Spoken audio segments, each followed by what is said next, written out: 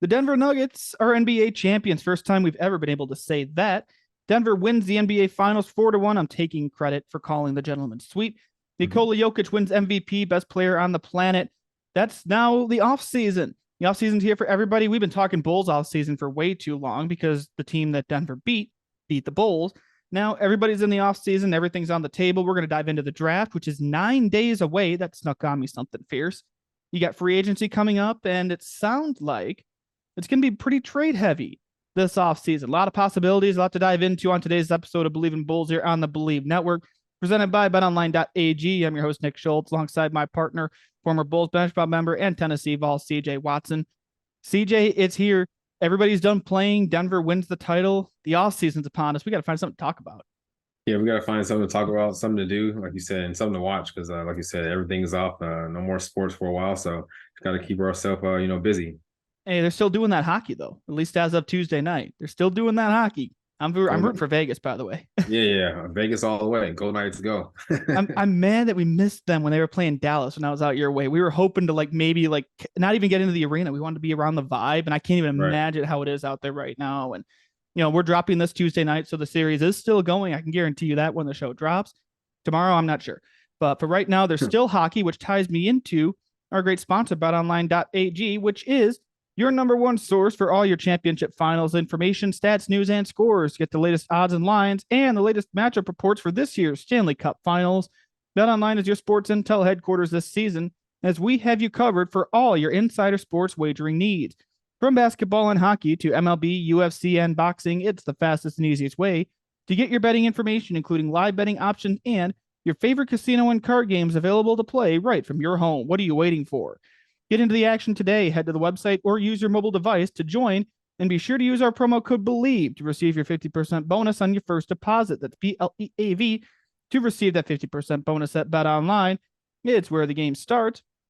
Don't forget, we have an official t-shirt of our show, Jordan Pippen 98, the Last Dance campaign style t-shirt exclusively at shop.believe.com. There's a lot of great stuff there to support the rapidly growing list of shows on the network. The official shirt of our program, though, Jordan Pippen 98, the Last Dance, shop.believe.com. The link is in my Twitter and Instagram bios. I just bought a really sweet polo from the Believe shop that should be here later this week. Now that I'm playing a lot of golf, which I encourage people, please don't look at my arms after this weekend. But we got polos, you got hats, all kinds of great stuff at the Believe shop. And thank you to everyone checking us out on TuneIn, Believe TV, and which is officially now on Fubo TV, new partnership with Believe. Many more places you can check us out, YouTube channel as well. We appreciate you jumping in. We are recapping the 2022-23 NBA season. It is officially over. Nuggets beat the Heat in 5 games. I say again, the Joker, the MVP. First of all, what a series. I'm glad Miami made it kind of competitive there for a minute, and then Denver just showed why they're so good this year. Initial reaction to whatever that was from the Nuggets, because that was impressive.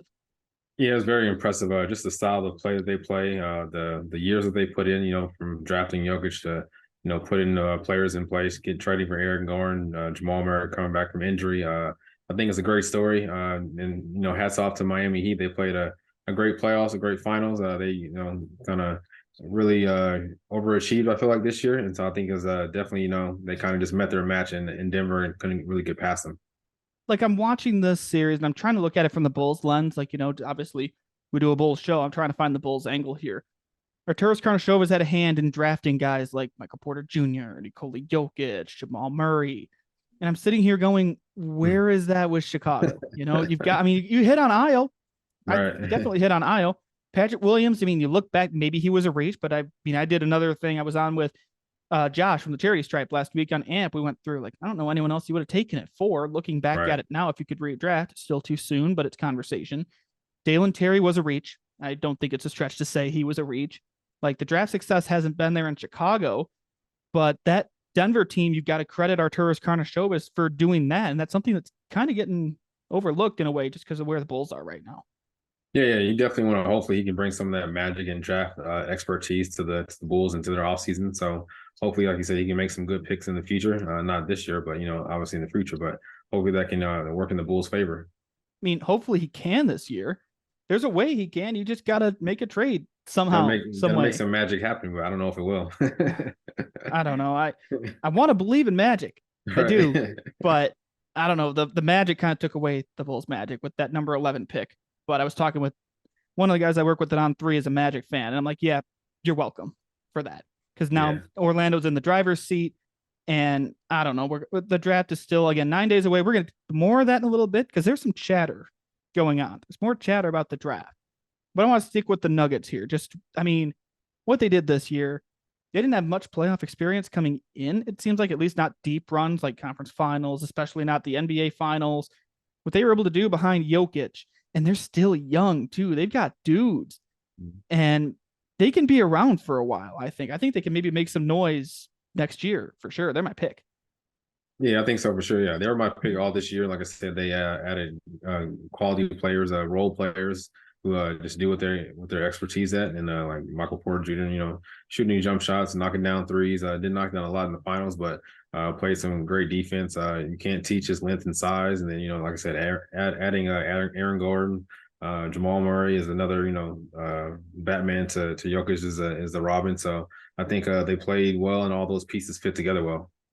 Yeah, they do. That's the thing. They fit together well. It's one thing to have all the pieces. Look at the Brooklyn Nets 3 years ago. I Yeah. mean, look at you had Harden, you had Kyrie, you had KD. What did they do? They didn't play even a half a season together in total. Right. You can have all the pieces you want. It's making that all work. And obviously having a guy like Jokic who can tie that entire offense together when you play through him. And I think Michael Malone deserves the credit too for getting this team ready. Like that's a big spotlight against Eric Spoelstra is not easy to coach against. Look at the Tyler Hero decision. Tyler Hero was available to play in game 5. Built this whole thing up. Tyler Hero is going to play. He didn't see the court. Yeah. So you're going up against a master tactician and someone who's very good at his job. Yeah, for sure. Yeah, Eric Spoelstra is definitely one of the best coaches, and Mike Malone, I've always been a fan of his. The way he is very detailed, I feel like, and this the offense he runs, a lot of movement, a lot of passing. Like I said, you can get a big man like Jokic, like Joker, who can pass the ball, who can shoot it, you can drive to the basket, and he just looks so funny out there, unorthodox, and all the shots, off balance shots he makes is just crazy, and it's kind of just a joy to see. He's also the most relatable superstar I've ever seen. Yeah. It was with Lisa Salters after the game. He was like, "The job's done. We can go home now." Right. Yeah. I've never. And then in the press conference, they were talking about the championship parade. If he's excited, he's like, and he looks like there's a parade. He's like, "I just want to go home." Right. Like, he's so relatable, and I love it. I think that's what makes him stand out. They've talked about this a lot. He's not going to give you the soundbite game in, game out. He's not going to be your viral clip in the press conference. He's just a guy playing basketball who happens to be really freaking good. Yeah, seriously. He's just so humble, like you said, so relatable, and all the fans and everyone could just, kind of just relate to him. He just goes out there and works out, and at the end of the day, he just wants to win. He doesn't really care about the attention, doesn't care about the awards, the stats. He's just out there just playing the game. If he goes for 50, 12, and 12, and then win, he's just excited as if he has, 1-1-1. So I think it's great to see and good for the game. And I'm glad he won MVP too, because he put together an amazing series. And I don't want to get into, I mean, I heard this all day on ESPN. Is he the most skilled big man of all time? Is he the best big man ever? The guy won one title less than 24 hours ago. Let's give it a little time to breathe before we put him on Mount Rushmore here. Like, great player. I think he's going to be a Hall of Famer, but give it a little time before putting him up there with like Bill and Hakeem and Kareem and all these guys. Like, give it time here. But we're watching something special. There's no denying that. Yeah, for sure. He's definitely special. That's the job of the media to always, keep the conversations going. And I think definitely if he can, go for, maybe win a couple more titles and continue this streak of playing well and getting MVPs and stuff like that, he'll definitely be in that conversation as one of the big men ever. Because like I said, he's super skilled, talented, plays. I think he played a lot of games this year, so doesn't really miss a lot of games. So he's very available. So I think that's a big thing also in this day and age. Yeah, he's definitely durable, and that's part of what makes him stand out too. A guy his size who does what he does, and he's durable. The best kind of ability is availability, and he definitely fits that. But let's go to the other side with Miami. That team felt like they got hot at the right time, and that's what it takes in the playoffs. I mean, that what happens in the playoffs is you get a team that's hot, they can go all the way, and Miami almost did. It's the 8th seed going to the finals, even without Tyler Hero, who I want to put my tinfoil hat on for a second because you heard all this. Tyler Hero is going to be back. He's coming back. Miami's going to get their shooter back. He didn't play. So is that like, I don't even know if it's allowed. Like, can you put up that smoke screen, make it seem like he's going to play, and then just don't play him to throw the other team off? Because if that's what Spoelstra did, it worked for 3 quarters.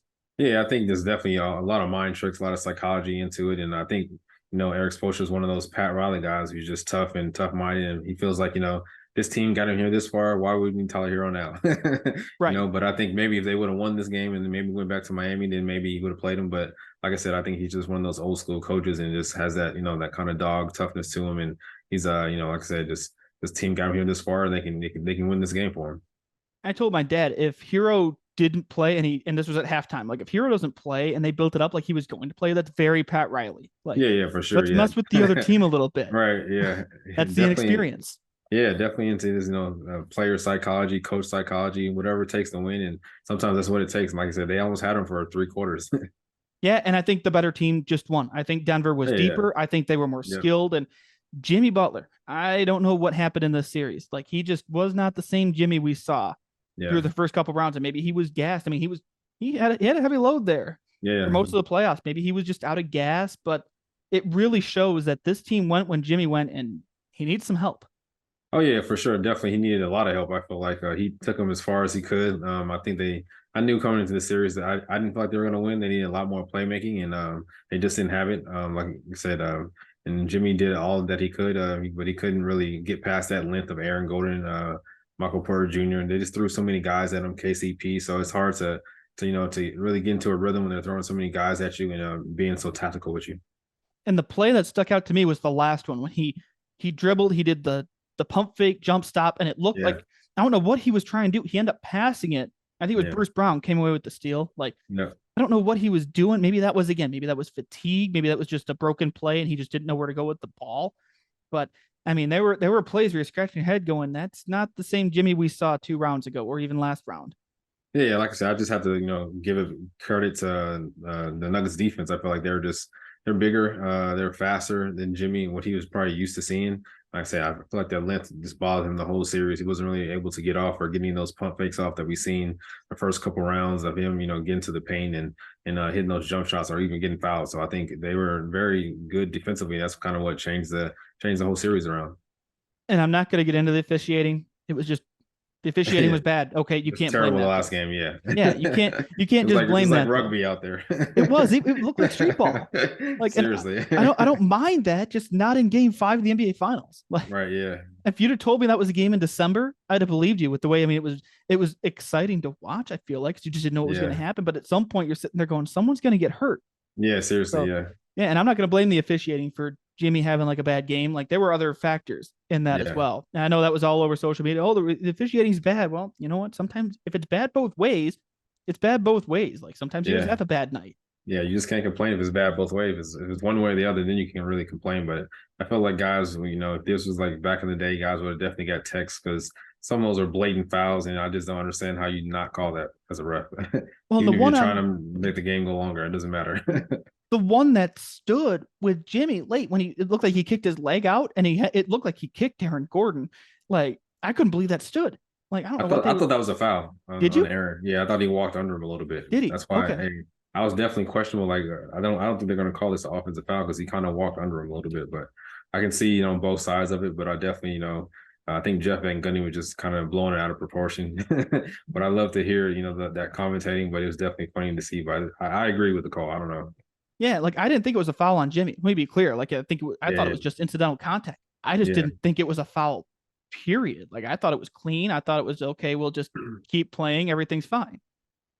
Yeah, kind of how they call it, through the whole series with guys walk under you, like that whole Zaza Pachulia, Kawhi Leonard thing when he sprung his ankle. So I think they're trying to protect guys, especially the offense, when you're landing and stuff like that. So I mean, it's been called the whole year, so I think I thought it was a good call. Yeah, I mean, hey, you're more qualified to see it than I am. Like, I'm just watching as a fan. Like, I didn't think it was a foul at all. But again, I'm watching on TV going, I could have seen it another time. Like, okay, maybe I see something. I just And when they said it stood, they didn't say it was confirmed. They said it stood. I'm like, okay, they didn't have enough. Right. Yeah.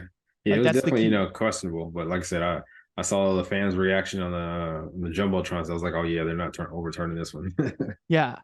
Yeah, and now, like, I mean, that could have easily flipped the game, though. Like, with the way the Heat responded after that could have completely flipped the script. The Heat took a lead at one point, but I just say again, the cream rose to the top. Denver was the better team all the way. Yeah, I just go back to the depth too. Like, Miami had no depth.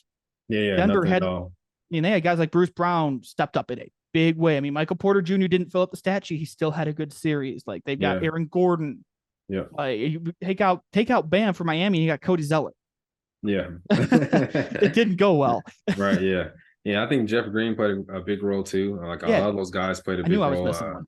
And I think Miami was definitely gassed. That altitude in Denver is a real thing. Guys can, say it's not real at all, but once you get up there and run up and down the court a couple of times and your mouth is like white and dry, I think they'll definitely feel it. So I definitely thought they felt it and just were definitely just were gassed, especially that fourth quarter.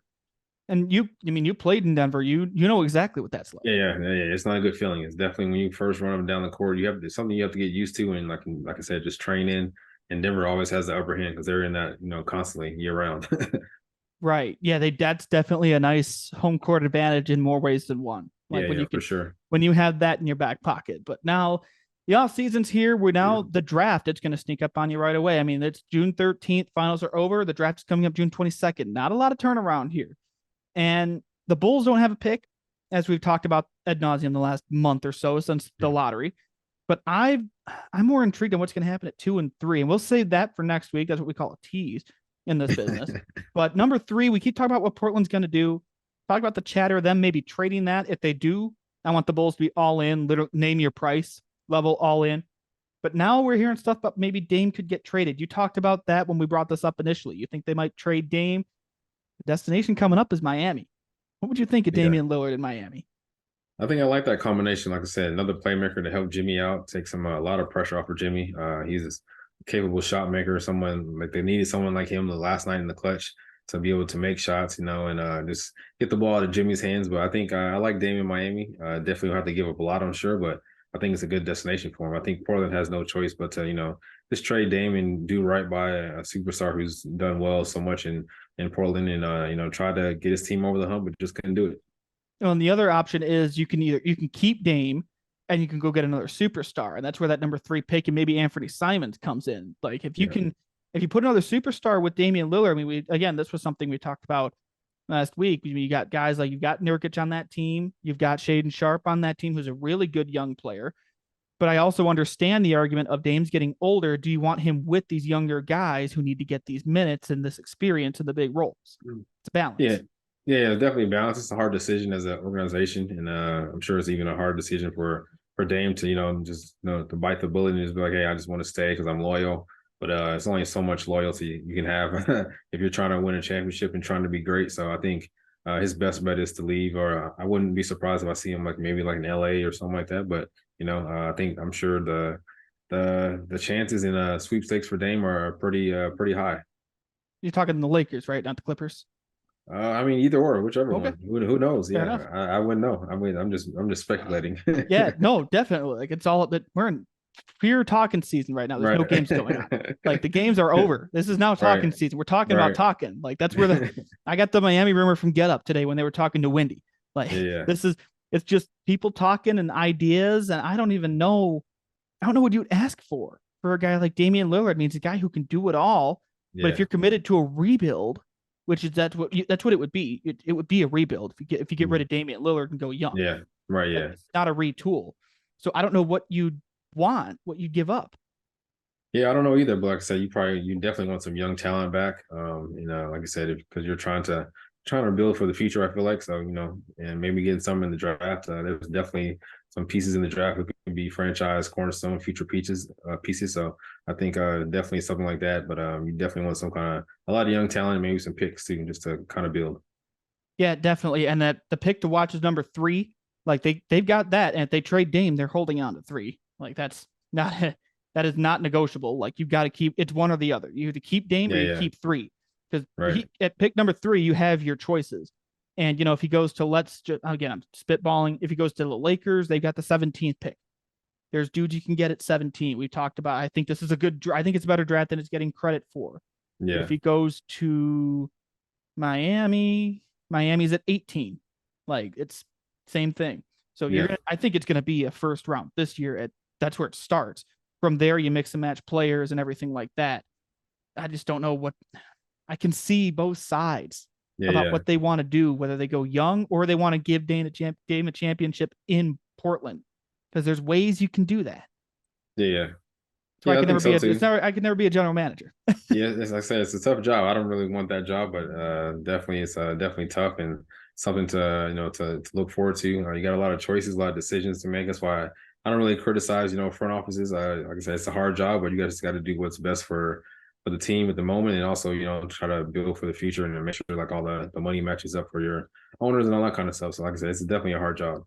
I at least want effort instead of sitting on your hands at the trade deadline and free agency and the trade deadline. That's all I'm going to say. And you can interpret whoever you want that I'm talking Right? about. Yeah. I mean, it's only obvious. No names dropped. No, I'm not going to explicitly name anybody. Just look at the name of the podcast and you'll know who I'm talking about. But if they want to make an effort here, a pick to keep an eye on besides 3, because again, we don't know. Watch out for number 10. I mean, there's been people talking about that. That's part of the talking season. Is what's Dallas going to do at number 10? Yeah. Starts and ends with what Kyrie Irving is going to do. Yeah. Kyrie goes back. I don't know how I feel about that after the way it went this year. I mean, Right. I had high hopes on paper. You'd think Kyrie and Luka would be great. It was the opposite. Yeah. And they've got that number 10 pick. There was the rumor last week that came out, Kyrie recruiting LeBron. I'm not sure how much I buy into that. I think that's just smoke. But what Dallas does with 10 is very interesting, because if that's 10, the Bulls should be right up front going, what do you want?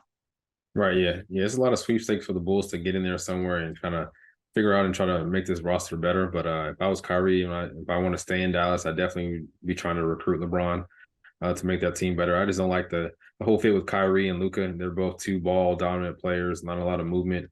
Everyone just standing and watching. So I think one of them has to go, and obviously it's going to be probably Kyrie, because Luka is the franchise of that or the future of that franchise. Yeah, and I agree with you. And I don't know what's going to happen with Kyrie, because if Kyrie goes, you hold on to that pick. Yeah, yeah. If Kyrie stays, you can get another playmaker in there. And I mean, you've got a walking triple double in Luka. Yeah. Like, I mean, he's like Jokic. He falls out of bed, he can get a triple double. Like, that's just the nature of how he plays his game. How that translates with Kyrie, like you said, a couple ball dominant guys like that, that's yet to be seen. But that's just something, there's been ideas, there's been stuff thrown around about Dallas maybe trading that pick. And it seems like the scuttle is it's going to be a trade heavy offseason. It just gets the sense there's going to be a lot of trades, and the free agent market isn't great necessarily. Like, it's not going to jump off the board. But one name that just came up the other day, Fred Van Vleet turned down his option from Toronto, $22 million plus. He's going to be an unrestricted free agent. He's going to have his suitors, but I mean, I've got to ask. He's from Rockford. You got to think about it. It would have to be a sign. It had to be a sign-in trade. But would you want the Bulls in on Fred Van Vleet, depending on the price, or would you say whatever it takes? I would say depending on the price, I think that's definitely a good fit. It's definitely a need that the Bulls need, that we've been talking about, the whole past year, especially with Lonzo not knowing when he's coming back, if he's coming back. So I like that. I like that pickup if they can pick him up and also keep Vooch and DeMar and Zach and try to put all those pieces together. I think he's probably looking for a new situation with a new head coach, which is with his old coach leaving. So I think that's probably a big maybe reason why he left, maybe. And also, just like I said, just wanted to get a new deal. So why not go out there and get some of that free money? He had a great year, so yeah, he's gonna attract a lot of people. Yeah, he's gonna have a long list. I think Wendy mentioned Philadelphia somewhere to watch, which that would be fun. Joel Embiid and Fred Van Vleet, potentially Harden. Who the hell knows? But I mean, with the Bulls, you need shooting. He's a local guy. I don't know if you get a hometown discount. I mean, with a sign and trade, Will Gottlieb from CHGO brought up maybe Lonzo's money plus picks. I don't know what picks you had to give up though. Like, I don't know how that would work, but I think you absolutely have to explore it. Yeah, I definitely think you got to explore it and just try to figure out if it can work for you. Because like I said, I think that's a good fit depending on what you have to give up or what you keep or whatever. So I think if the Bulls can go for that, it's definitely, like I said, a need on the roster and something that can really make you a lot better in a short period of time. Now, let me be clear. If they had a first-round pick this year, talking about the Bulls, you wouldn't trade a first-rounder this year for Fred Van Vleet and a sign and trade. That's not what I mean. Right. But it's a matter of you traded one this year, so you can't trade one next year. So you got to be the year after that. Is Toronto going to go for that? They're going to be I think they're in rebuilding mode is what the sense is going to be. Yeah. Like, I don't know. But I think looking at this, the trade market, the free agent market, I don't see a reason why, at least with the trades especially, the Bulls can't not be in on somebody. Like, I think you have to explore it. And if it means giving up one of the big three, DeMar, Vooch, or I guess Vooch is gone, but like DeMar or Zach, if that's what it takes to make an upgrade and get to the playoffs, I think you're at that point because you have no picks. Yeah, you got to do whatever you can. The front office has a lot of work to do, a lot of kind of strategizing to do to make this thing kind of work out and be better, so you can get back in that playoff hunt. And like I said, someone has to go, and hopefully, they can make the right decisions and put a good team and roster together.